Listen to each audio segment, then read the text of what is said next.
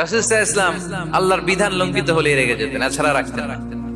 একবার তাহাজ্জুদের সময় সাইয়েদনা আলী রাদিয়াল্লাহু তাআলা আনহু আর ফাতেমা রাদিয়াল্লাহু তাআলা আনহাকে ডাকতে গেলেন তাহাজ্জুদ করার জন্য। কিসের জন্য?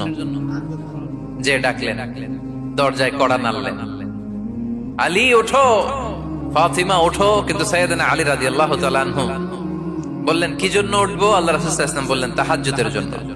আলী রাদিয়াল্লাহু তাআলা আনহু একটু কৌশল করে বললেন, আমাদের রুহু তো আল্লাহর হাতে। রুহু কার হাতে? আল্লাহ যখন রুহু ফিরাই দিবে তখন ঠিকই উঠবো, পড়বো তাহাজ্জুদের নামাজ, পড়বো, রুহুটা ফিরে আসুক, পড়বো। একটু কৌশল করলেন। তো রাসূল সাল্লাল্লাহু আলাইহি ওয়াসাল্লাম এই কৌশলটারে পছন্দ করলেন না। রাসূল চাইছেন আমি বলা মাত্রই যেন উঠে যায়। রাসূল সাল্লাল্লাহু আলাইহি ওয়াসাল্লাম তখনও রেগে গেলেন। বুখারীর বর্ণনা, তিনি ফিরে আসতেছিলেন আর রাগে নিজের রানের মধ্যে চাপড়াচ্ছিলেন এরকম, ওয়াকানাল ইনসানু আকসারা শাইইন জাদালা। আরে মানুষ কত ঝগড়া করতে জানে, আরে মানুষ কত তর্ক করতে জানে, মানুষ যে কত ঝগড়া করে, মানুষ যে কত তর্ক করে, নিজের উপর নিজে জাল মেটাচ্ছিলেন রানের মধ্যে চাপড়াতে চাপড়াতে। সুবহানাল্লাহ পড়েন।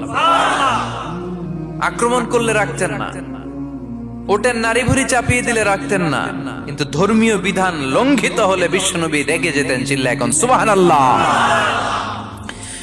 এজন্য মুত্তাকিদের 2 নম্বর বৈশিষ্ট্য আল কাযিমিনাল গায়দ, রাগকে সংবরণ করতে হবে। রাগ দেখানো যাবে না। রাগ দেখাবেন, কি করবেন? নিয়ন্ত্রণ করব। একজন নিয়ন্ত্রণ করবে শুধু, আর আপনারা কোপায় ফেলাইবেন সব। মাশাআল্লাহ। আরে বলো কি করবা? এভাবেই তো সমাজ পরিবর্তন হয়।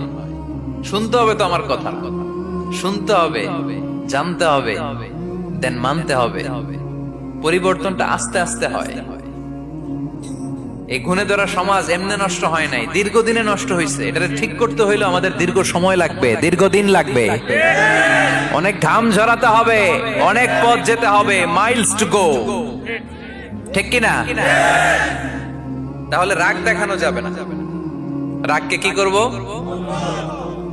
কন্ট্রোল করব। সবাই রাজি?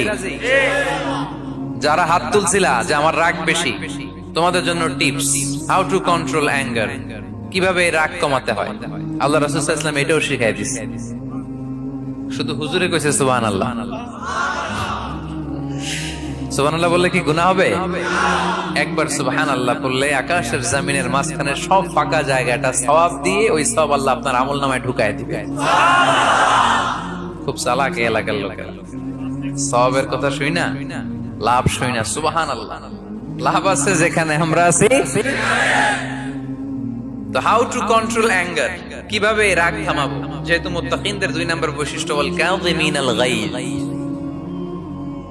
মুত্তাকিদের বৈশিষ্ট্য তারা রাগকে নিয়ন্ত্রণ করে। আল্লাহ রাসূল শিখাই দিলেন, 4টা পদ্ধতি শিখালেন রাগ কমানোর। কয়টা মনে থাকবে? অ্যাপ্লাই করবো এগুলো, দেখবো আজকে থেকে রাগ কমে কিনা।